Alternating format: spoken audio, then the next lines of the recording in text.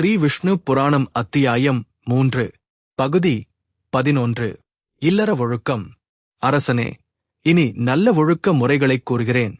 இன்பமாக வாழ விரும்புபவன் பிரம முகூர்த்தத்தில் நித்திரை விட்டெழ வேண்டும். மனதில் நல்லவற்றைச் சிந்திக்க வேண்டும். தூய்மையான காமத்தைப் பற்றி சிந்திக்கலாம்.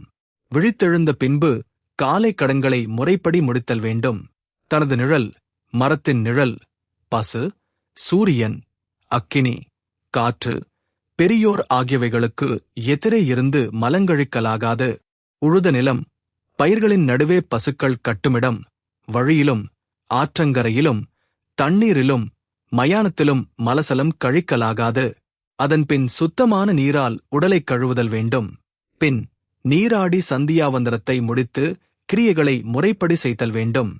உரிய காலங்களில் பிதர்கள், பிதாமகர், பிரபிதாமகர், மாத்ரு பிதாமகர் ஆகியோர்க்கு தர்ப்பணம் செய்தல் வேண்டும். அதன்பின் சுத்தமான பூமியில் சகல பூதங்களுக்கும் அன்னமிடல் வேண்டும்.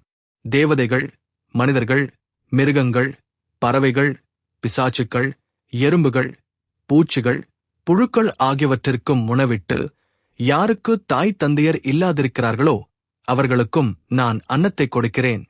அதனால் அவர்கள் திருப்தியடைந்து சுகமாக இருக்கக் கடவர் என்று சொல்லி பூமியில் அன்னத்தைப் போட வேண்டும். அதன்பின் விருந்தினரை வரவேற்று உபசரித்து உணவு கொடுத்தல் வேண்டும். விருந்தினரிடம் அவர்களது குலம் கோத்திரம் பற்றி விசாரிக்காது உபசரித்தல் வேண்டும். அரசே, இனி குடும்பத்தில் ஒருவன் எவ்வாறு உணவை உண்ண வேண்டும் என்று கூறுகிறேன். இல்வாழ்வின் விதிப்படி நீராடி தேவரிஷி பீதர்களுக்கு தர்ப்பணம் செய்து ஜபத்தையும் ஓமத்தையும் நிறைவேற்றிவிட்டு நிலையாக இருந்து உணவு உண்ணல் வேண்டும். ஒரு வஸ்திரம் உடையவனாகவும் ஈரமான கை கால்களை உடையவனாகவும் இருக்கும்போது உணவு உண்ணக்கூடாது. கிழக்கு முகமாக அல்லது வடக்கு முகமாக இருந்தே உணவை உண்ணல் வேண்டும். 88 ஸ்ரீ விஷ்ணு புராணம் கே.வி. குணசேகரம். கனிகள், கிழங்குகள், வற்றல்கள், நெல்லி வடகம், வேறு வடகங்கள், லட்டு போன்ற பண்டங்களைத் தவிர்த்து வேறு பழைய பண்டங்களை உண்ணலாகாது. ஏனையோர் உண்டு மிகுதியானவற்றையும் உண்ணக்கூடாது.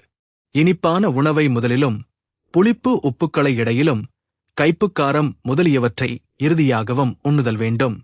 முதலில் நீரான உணவையும் பிறகு கடினமான உணவுகளையும் இறுதியில் நீர்த்தன்மையான உணவையும் உண்ணுதல் வேண்டும். இவ்வாறு உண்டு வந்தால் பலமும் ஆரோக்கியமும் குறையாது இருக்கும். இரவு உணவை உண்ட பின்பு கால்களை நன்றாக கழுவிவிட்டு நல்ல மரத்தினால் செய்யப்பட்ட விசாலமானதும் வெடிப்பில்லாததும் உறுதியுள்ளதும் மேடுபள்ளம் இல்லாததும் அழுக்கில்லாததுமான படுக்கையில் படுத்தல் வேண்டும். படுக்கும்போது கிழக்கே அல்லது தெற்கே தலை வைப்பது சிறப்பானது. வேறு திசைகளில் தலை வைத்து படுத்தல் நோய்கள் உண்டாகும். ருது காலத்தில் தனது மனைவியுடன் சேர்ந்திருத்தல் வேண்டும். அப்படிச் சேரும்போது புருஷ நட்சத்திரத்திலே சுப நேரத்தில் சஷ்டி முதலிய மேன்மேலும் சுபமான இரட்டைப்பட்ட இரவுகளிலே சேர்வது சிறப்பானது. ருதுவுடையவளையும் விரும்பாதவளையும் கோபம் கொண்டிருப்பவளையும் ஒழுக்கமில்லாதவளையும் கர்ப்பிணியையும் பிறர் மனைவியையும் பசித்தவனையும் சல உபநிதிகள் உள்ளவளையும் சேரலாகாது.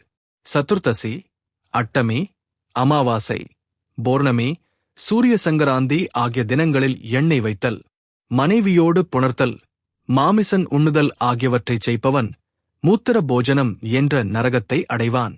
மேற்குறிப்பிட்ட தினங்களில் எம்பெருமானை தியானித்துக் கொண்டும் மந்திர ஜபம் செய்து கொண்டும் இருத்தல் வேண்டும். ருது காலங்களில் மனைவியுடன் சேரலாம்.